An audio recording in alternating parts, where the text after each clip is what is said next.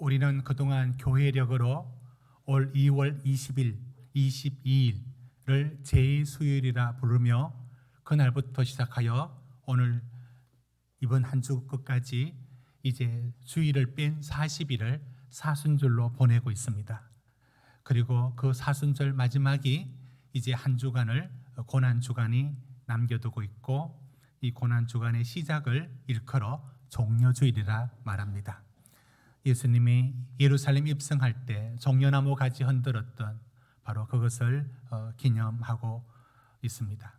이 고난주간에 주로 성도들은 예수님의 마지막 일주일간의 생애를 묵상하고 그 말씀의 뜻을 다시 한번 내 삶 속으로 가져오는 이런 기독교의 사순절 전통을 갖고 있습니다. 오늘 저는 먼저 예수님이 이 땅에서 마지막 일주일의 생애를 어떻게 보내셨는지, 이게 월화수목 이렇게 오늘 요일의 개념으로 이제 거슬러 올라가서 우리가 생각을 해보려고 합니다. 먼저 우리 한번 보십시오. 제 예루살렘 입성을 1일 주일로 이렇게 우리가 삼고 시작을 합시다. 제일 처음에 예수님의 마지막 일주일의 생애 속에서 예루살렘으로 입성을 하시죠. 벳바게에서 나귀를 타시고 예루살렘으로 한 4-5km를 어린 나귀 새끼를 타고 들어갑니다. 사람들이 종려나무 가지를 흔들며 환영했습니다.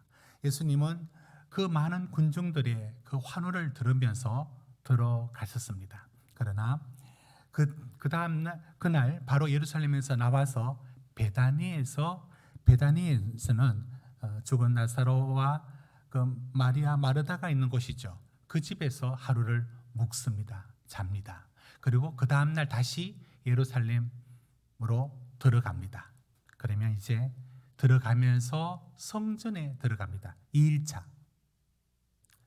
2일차에는 성전에 들어가서 가니까 그 예루살렘 성전에는 이제 그들은 그 성전에 예수님이 들어갔을 때 무엇을 보게 되느냐면 돈을 바꾸어서, 그러니까 성전을 환전시켜서 환전하는 장사, 비둘기 파는 사람들, 이렇게 하나님의 성전을 마치 그 도덕의 소굴처럼 그렇게 장사하며 지내고 있는 것을 보고 예수님이 의분하십니다.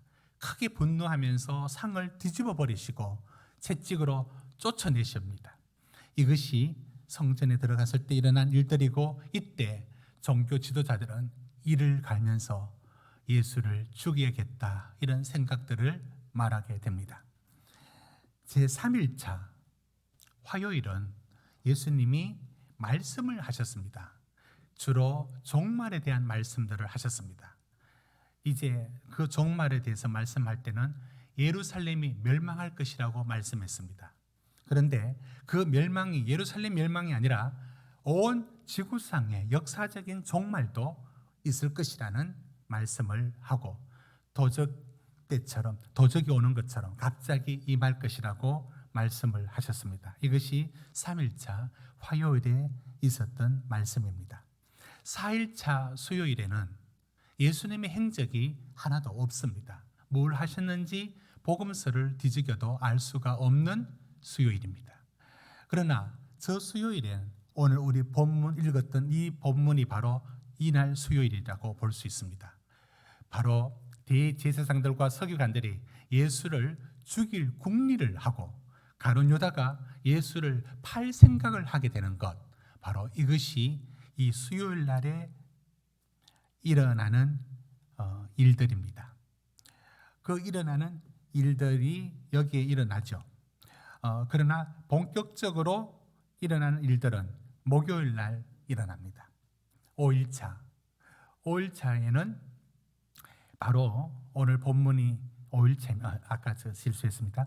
오늘 본문이 바로 목요일 5일차로 볼 수 있습니다. 6월절이라 하는 무교절이 다가오매, 여러분 22장 오늘 성경으로 보십시오. 누가복음 22장 펼쳐놓으시고 성경으로 보시기 바랍니다. 성경으로 22장 1절 보십시오. 6월절이라 하는 무교절이 다가오매 이렇게 말하고 있지 않습니까? 바로 이 6월절에 예수님이 때를 맞추어서 뭘 하시느냐면 바로 이 6월절에 만찬을 하기 원합니다. 꼭 이날 이제 다음 날 예수님이 죽으시지 않습니까? 그 전날 6월절에 식사를 제자들과 꼭 같이 하고 싶어 하셨습니다. 그리고 최후의 만찬이라는 바로 그 일이 이날 이루어진 겁니다. 자, 그런 후에 그 다음 이제 6일차 되는 금요일에 예수님은 체포되시고 재판받으시고 또 고문당하시고 십자가에 처형당하셔서 돌아가십니다. 바로 예수님이 죽으심의 날이 금요일입니다. 우리 이 날을 성금요일로 지키고 있지 않습니까? 바로 이 성금요일 날, 여러분 유대인들은 하루의 시작이 저녁에서 시작해서 아침에 마칩니다. 바로 예수님이 바로 금요일 날 저녁에 이제 오후에 돌아가시지 않습니까? 그래서 금요일, 토요일이 이제 무덤에 갇히십니다. 그 후에는 이제 여러분 어디를 볼 수 있느냐면 오늘 22장을 여러분 펼쳐놓았습니다. 뒤로 2장 더 넘겨서 24장으로 가보십시오. 24장 1절 2절 1절에서 3절을 우리 같이 읽어봅시다. 24장 1절에서 3절 시작. 안식 후 첫날 새벽에 이 여자들이 그 준비한 향품을 가지고 무덤에 가서 돌이 무덤에서 굴러 옮겨진 것을 보고 들어가니 주 예수의 시체가 보이지 아니하더라. 이때부터 예수님의 부활 얘기를 전하고 있습니다. 무덤은 비어 있었고 예수님은 제자들에게 나타나셨습니다. 이것이 예수님이 마지막 보내셨던 이 땅에서 마지막 생애의 일주일의 삶이었습니다. 오늘은 그 중에서 가장 중요한 날이 언제 날이냐면 바로 목요일 날 6월절에 예수님이 제자들과 만찬을 같이 하는 것, 바로 그날을 우리가 살피려고 합니다. 여러분, 왜 예수님은 이 6월절에 당신의 죽으심의 사건을 6월절에 꼭 연결을 하고 있을까요? 오늘 본문을 살피면서 예수님의 죽으심하고 이 목요일 날이 일어났던 6월절의 일들이 무슨 상관이 있는지, 성경에서 6월절이 무엇이길래 예수님의 죽으심하고 이렇게도 연결되어 있는지 오늘 본문에서 살펴봅니다. 우리 읽었지만 한 번 더 봅시다. 22장으로 돌아오십시오. 22장의 1절입니다. 여러분 1절, 2절 같이 한 번 더 읽도록 합시다. 시작. 6월절이라 하는 무교절이 다가오매 대제사장들과 서기관들이 예수를 무슨 죽일까 궁리하니 이는 그들이 백성을 두려워함이더라. 여러분 6월절이라 하는 무교절은 더 긴 설명 필요 없이 무교절과 끝날에 6월절이 하루 있습니다. 14, 15일이 이제 6월절로 지키는데, 그래서 이것이 나중에는 이제 그냥 한 절기가 되지만 이 두 절기가 결합되어서 6월절이라 하는 무교절, 이렇게 이름을 이렇게 부르기도 합니다. 예수님의 죽으심이 왜 하필 6월절의 사건하고 연결될까? 아니, 이날에 무슨 약속이라도 한 것처럼 왜 하필 대제사장들과 서기관들은 그 많고 많은 날 중에 왜 이 6월절 이때에 예수님을 죽일 방도의 타이밍을 맞출까?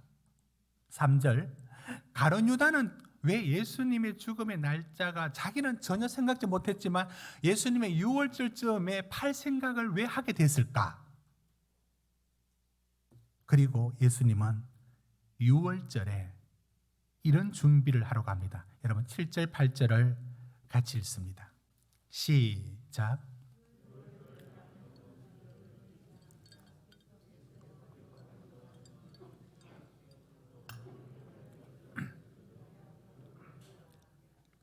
예수님은 유월절을 준비시킵니다. 그리고 성내에 들어가면 물동이 한 사람이 들고 가는데 그 사람 집 따라가면 우리가 함께 유월절을 보낼 그런 객실이 있을 것이다. 빌려라. 잘 준비해라. 유월절 준비를 당부시킵니다. 그리고 유월절을 준비시키신 후에 예수님이 이렇게도 말씀하셨다는 것을 알아야 합니다. 여러분 15절을 같이 읽도록 합시다. 15절입니다. 시작. 내가 고난을 받기 전에 너희와 함께 이 유월절 먹기를 원하고 원하였노라. 예수님이 원하고 원하였노라 이런 표현들 많이 봤습니까? 예수님은 유월절 식사를 제자들과 꼭 하려고 간절히 바라고 있고 당신이 준비하셨고 모든 게 이 유월절이라는 시간으로 이 빛이 모여들고 있습니다. 모두 다 유월절로 모여들고 있고 이 유월절에 초점을 맞추고 있습니다. 여러분, 왜 예수님이 이 유월절에 당신의 죽으심이라는 이 시기와 이렇게도 일치될까요? 그리고 예수님은 왜 유월절에 제자들과 함께 식사하는 것, 예수님도 바쁘시고 제자들도 바쁘셨는가? 그 식사 한번 하는 게 그렇게 약속 잡기 힘든가? 이런 식이 아니고 꼭 그날 유월절에 식사를 할 계획을 세웠다는 겁니다. 여러분은 이게 무슨 의미가 있다고 보십니까? 여러분, 유대인들에게 유월절은 지금 언제냐면 지금 이스라엘과 전통 유대인들의 유월절을 지키는 절기가 왔습니다. 지금 달력으로 4월 5일부터 13일까지가 유대인들의 유월절입니다. 지금도 그들은 이 전통을 이어받습니다. 우리가 구정세듯이 말입니다. 그런데 이 유월절의 날이 이게 어떤 날이냐면 여러분, 우리가 1월이 있고 양력 1월이 있고 또 2월엔 음력 1월이 있어서 또 정월로 또 지키지 않습니까? 그런 것처럼 유대인들의 1월은 우리 달로 말하면 4월입니다. 아니 왜 이렇게 늦습니까? 좀 이상하지 않습니까? 유대인들의 절기가 이 종교력이 있고 우리가 서고 있는 이 태양력도 있고 하지만 약간은 복잡하지만 중요한 것은 음력으로 우리가 1월 1일인 구정은 우리가 이제 달의 움직임 때문에 만들어진 이유가 있지 않습니까? 이건 자연력이라고 볼 수 있지 않습니까? 자연의 해의 움직임, 달의 움직임으로 만들어진 절기 아닙니까? 우리나라 모든 세습 풍습과 여러 절기들은 이 농경 문화 속의 절기와 관련이 있습니다. 그런데 6월절은 달로 말하면 새해입니다. 새해. 그런데 4월이라고요. 여기서 여러분들은 뭘 알아야 되느냐면 이 6월절이 자연 절기로 정한 게 아니라 이유가 있습니다. 말씀 띄워주십시오. 출애굽기 12장 2절. 이것 때문에 이렇게 되었습니다. 출애굽기 12장 2절 말씀 보여주십시오. 우리 같이 읽읍시다. 시작. 5절 6절 시작. 너희 어린 양은 험없고 1년 된 수컷으로 하되 양이나 염소 중에서 취하고 이달 열나흘 날까지 간직하였다가 해질 때 이스라엘 회중이 그 양을 잡고, 자, 이렇게 되는 겁니다. 이래서 이게 어떤 역사적인 일을 갖고 있느냐면 여러분 다 알고 있습니다. 애굽에서 400년을 노예로 살고 있던 히브리 민족이었던 그들이 출애굽에서 나올 때 애굽의 파라오가 보내주지를 않습니다. 그러자 하나님이 모세에게 그들에게 재앙을 내립니다. 개고리부터 시작해서 이제 재앙을 내리죠. 나일강이 피로 변하고. 그런데 그 마지막 재앙이 뭐냐면 애굽의 모든 마지들, 장자들이 그날 다 죽어 나가는 겁니다. 그런데 이 재앙 내리기 전에 하나님께서 말씀하죠. 너희들은 살기 위해서는 어린 양을 잡아 그 피를 문설주와 임방에 발라라. 그러면 그 피가 발려진 곳에서는 재앙이 오지 않고, 한자로 이렇게 유월, 넘을 유자, 또 건널 월자 해가지고 유월, 이 재앙이 넘어갈 것이다 해서 패스 오버 될 것이다. 이렇게 유월절이라고 이렇게 만들어졌습니다. 이게 무슨 말이냐면, 이제 그 재앙이 어린 양의 피로 보면 그 재앙이 피해 가서 살 것이다. 그걸 기념하고 기억하기 위하여 유월절이 만들어졌습니다. 그래서 유월절은, 이스라엘에서 유월절은 그들은 집에서 우리가 명절을 보낸다 이렇게 하죠. 유월절, 초막절 같은 3대 절기는 그렇지 않습니다. 반드시 예루살렘 성전에 가야 합니다. 못 가는 일들을 아주 특별하게 예외를 두지만 웬만하면 다 가야 합니다. 다 모여듭니다. 여러분, 그 오늘 본문 22장 2절 한번 보시면, 대제사장들과 서기관들이 예수를 무슨 방도로 죽일까 궁리하니, 그 다음에 무슨 말이 나옵니까? 2절에 그들이 백성을 두려워함이라. 이 말이 왜 나오느냐면, 유월절에는 사람들이 너무너무 많이 모여듭니다. 그때 인구가 적음에도 불구하고 모든 사람들이 그곳에 다 모여듭니다. 그러면 거기서 누가 선동을 하고 하면 밀란이 일어나고 반란이 일어나고 그럴 수 있는 소지들이 다분히 있어서 예수를 통해서 무언가 일어날까 봐 대제사장들과 서기관들이 그거를 지금 눈치 보고 있다는 겁니다. 2절이. 그래서 다른 데 보면 밀란이 날까 봐라는 말이 들어 있습니다. 그만큼 제가 지금 말씀드린 것은 그만큼 큰 잔치고, 유대인들의 잔치는 집에서 이웃끼리 보내는 게 아니라 그 성전에 다 모여드는 겁니다. 자, 이때에 이게 유월절의 의미이고 그렇게 지켰습니다. 그래서 유월절 때는 이제 가정에서는 어린 양을 잡고 모여들고 이웃과 함께 먹고 집 문설주와 안방에 바르고 피를 바르고 쓴 나물과 함께 무교병을 먹습니다. 자, 이것이 유월절이었습니다. 이제 다시 돌아와서 제가 질문합니다. 예수님은 왜 당신의 죽으심이 이 유월절에 일치시킬까? 그 다음 날이 당신이 금요일 죽으십니다. 십자가에 달려 피와 물을 다 쏟으시고 죽으십니다. 그 전날 왜 제자들에게 오늘 15절에 있는 것처럼 내가 고난받기 전에 너희와 함께 유월절, 여러분 유월절에 뭐가 맛있는 음식이 생각이 나서 그 한번 같이 좀 먹어야 되는데 이런 얘기는 안 하지 않습니까? 왜 그날 꼭 굳이 많지도 않는 제자들과 함께 이 식사하는 게 그렇게도 중요했을까요? 그렇게도 원하고 원했을까요?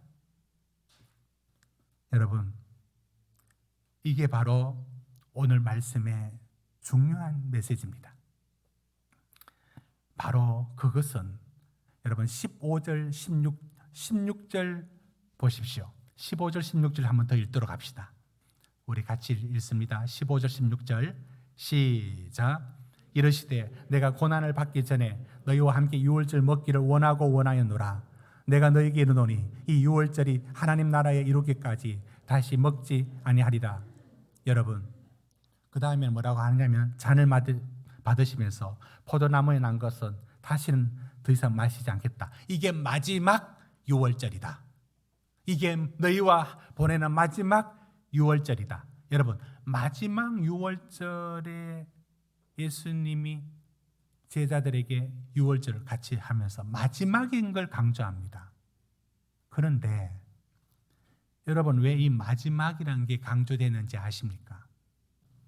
그것은 이제는 어린 양, 유월절에 어린 양이 무슨 역할을 했습니까? 그 피를 보면 재앙이 넘어가리라, 그 피가 죄를 사하리라 했던 그 어린 양의 일이 이제는 모두 끝이 납니다. 이제는 예수 당신이 어린 양이 되어 이 모든 유월절에 지금까지 지켜왔던 모든 유월절의 어린 양의 상징들과 뜻이 이제 내가 그 어린 양이 되어 내 몸이다, 내 피다라고 하며 대신하고 성취하여 완성을 이루심을 말씀합니다.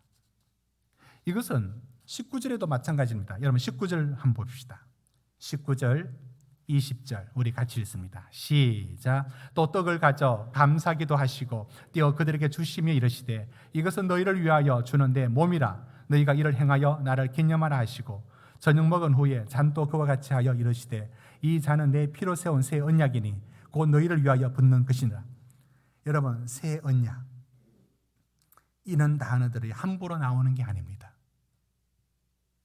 지금까지 하나님께서 구원을 위하여 어린 양의 피라는 그 예표와 상징으로 사용되었던 그 유월절의 일이 이제는 예수 그리스도가 대신한다는 것을 말하고 당신이 죽으심이 내일 이제 돌아가십니다.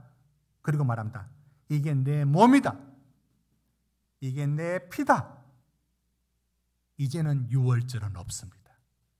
이제는 예수 그리스도가 당신이 어린 양이 되시고 모든 것의 성취를 이루심을 말씀하고 있습니다. 이 말씀을 가만히 보면 모든 게, 그 흩어져 있던 모든 것들이 예수 그리스도에게, 그리고 유월절이라는 그 날에 그 빛이 모여서 불이 확 붙듯이 유월절을 향하고 있고, 예수님은 바로 이 유월절을 의미를 말씀하고 있습니다. 여러분, 성경이 말씀하고 있는 부분들이 놀랍지 않습니까?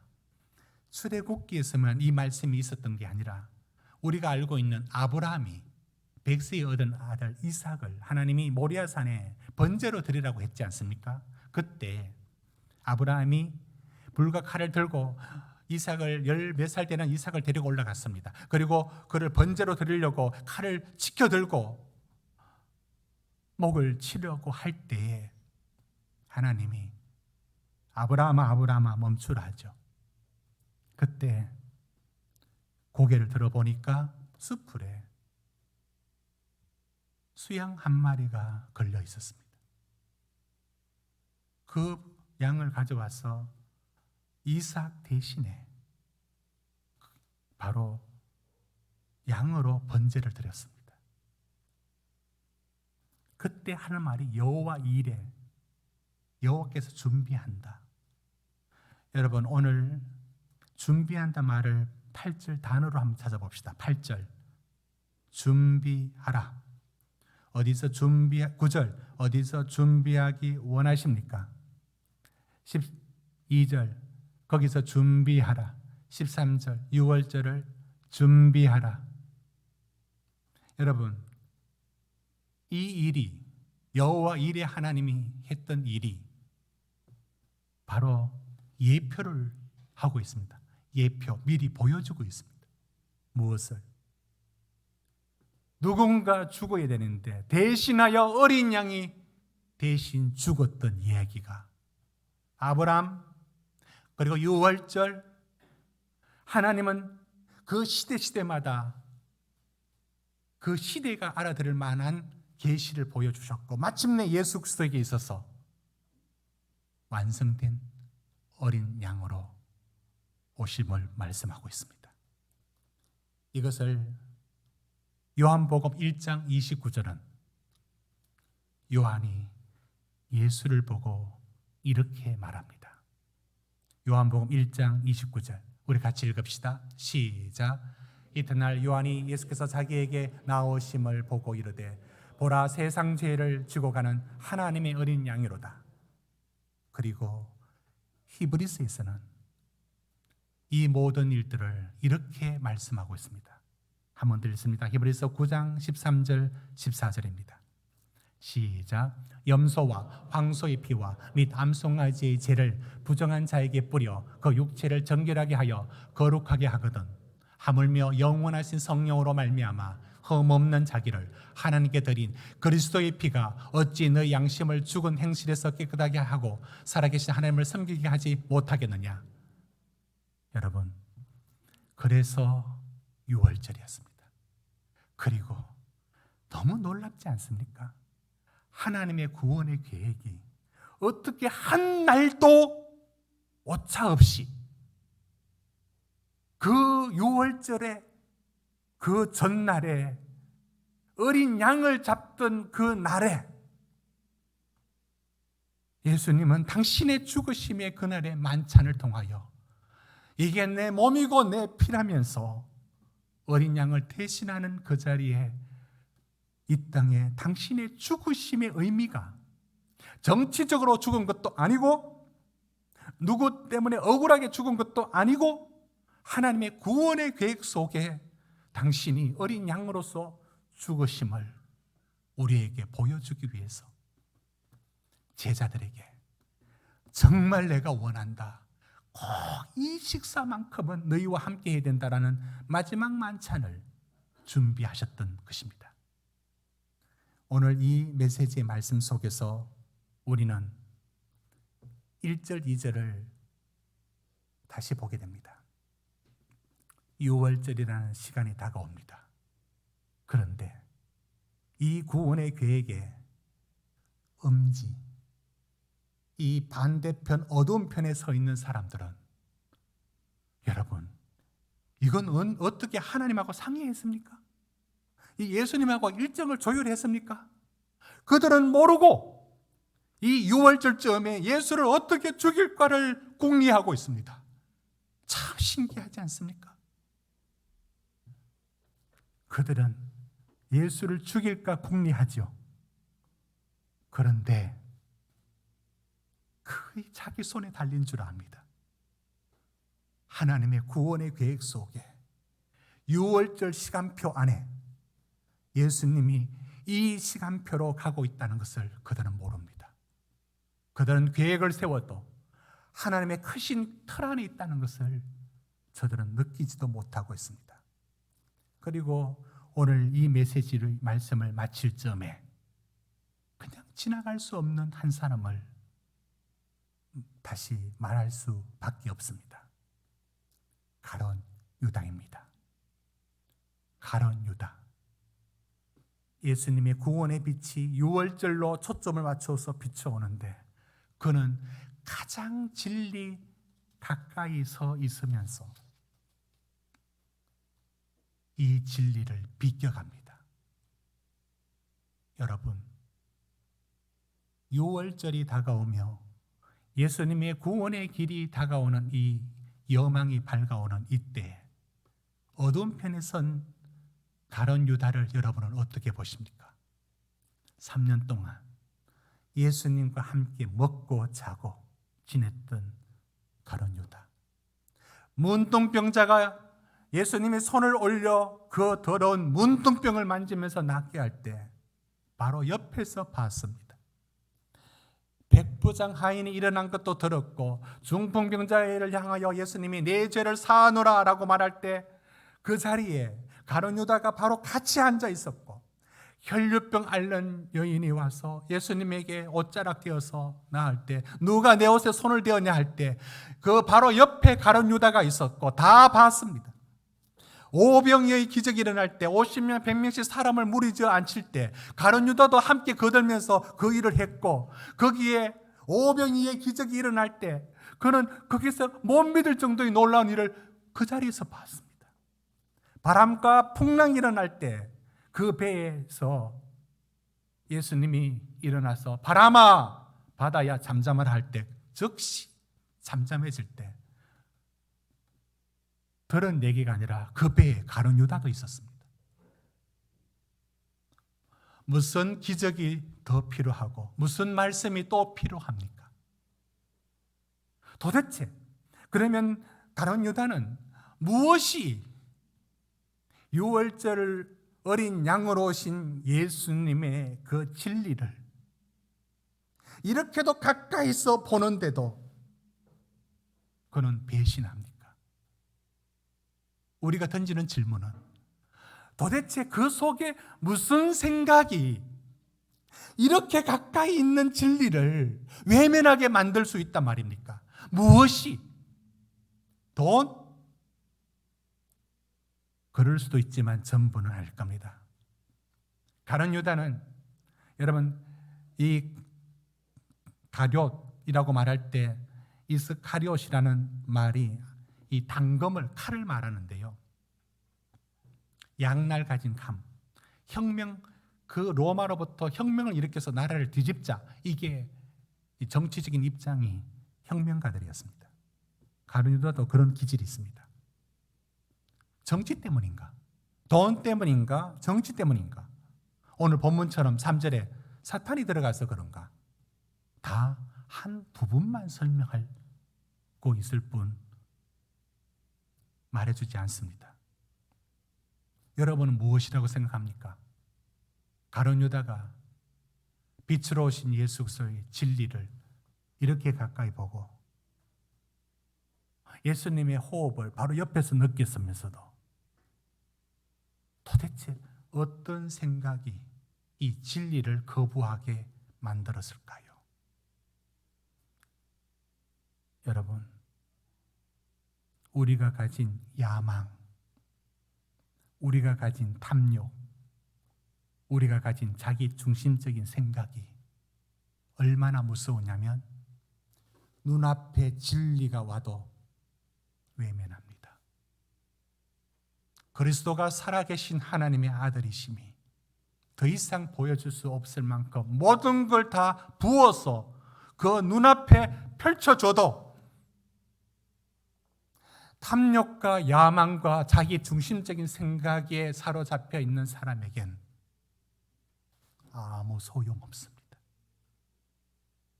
얼마나 무섭지 않습니까?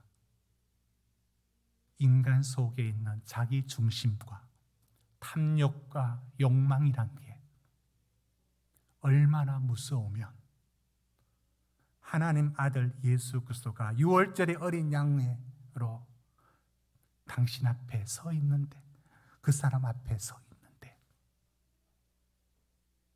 돈 받고 예수를 파는 가룟 유다 속에는 이 생각이 들어 있었습니다. 여러분, 그래서 가룟 유다만 가룟 유다가 아닌 겁니다. 오늘도 진리의 빛이 우리 삶으로 다가옵니다. 아브라함에게 출애굽에게 그 어린 양이 대신하는 그리스도가 참 생명의 진리로 다가오시는 이 빛을 비추고 있을 때, 이 빛 뒤편에 대제사장들과 서기관들과 가룟 유다가 예수를 팔궁리를 하고 있습니다. 우리 속에 자기 중심과 자기를 부인하지 않는 욕망과 야망이란 게 얼마나 무서운지 가룟 유다는 저 사람 정말 나쁜 인간이야 라며 손가락질하라고 주어진 인물이 아닙니다. 가룟 유다는 인간 안의 죄가 욕망과 자기 중심성이 강하면 진리까지 외면할 수 있는 무서운 존재인 것을 경각시키는 인물로 우리에게 주어져 있습니다. 진리의 빛이 비칠 때 어디에 서 있습니까? 우리는 순종하고 말씀에 변화받는 실제적인 삶을 삽니까? 아니면 그 바로 뒤편 등잔빛이 어둡듯이 그 그늘에 바로 뒤편에 숨어서 가룟 유다처럼 자기 꿈, 자기 욕망, 자기 야망 속에 예수를 구겨 넣어 믿는 척하는 사람이 될 수 있는 가능성도 우리 모두에게 있는 것입니다. 바로 목요일 날 일어난 일들이, 이 엄청난 일들이 일어났습니다. 우리는 빛의 편에 서 있어야 되겠습니다. 기도하시겠습니다.